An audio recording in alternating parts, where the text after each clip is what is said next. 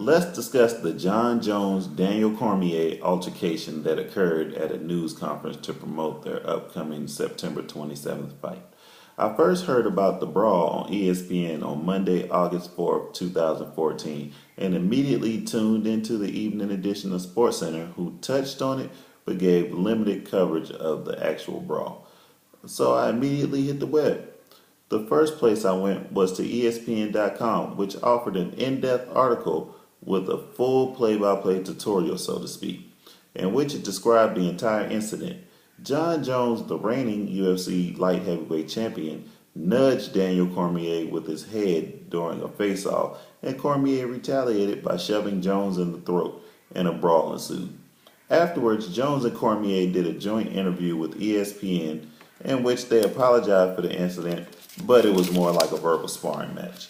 Directly after the brawl, though, Jones took to Twitter and began verbally attacking Cormier by tweeting, "Come on, DC, where was your takedown defense?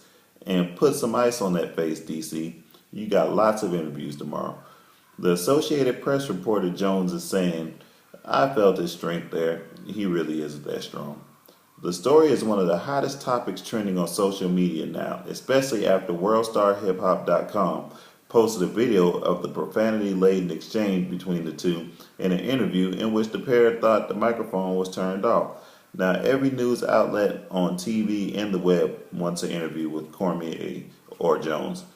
Cormier also took to Twitter to poke and prod the champion in a tweet that simply read, "In the new."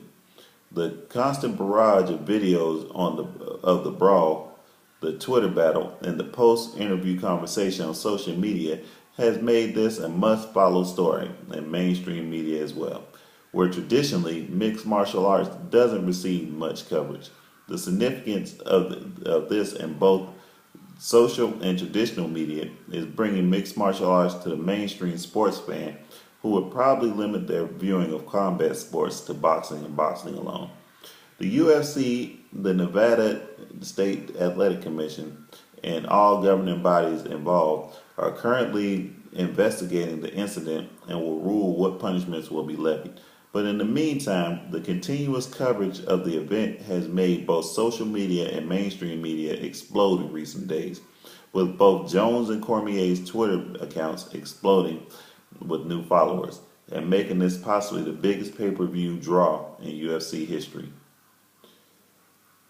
My personal thoughts on this is that the new age of social media is bringing this to a more diverse fan base and getting it to them quicker because most people do not read traditional news anymore.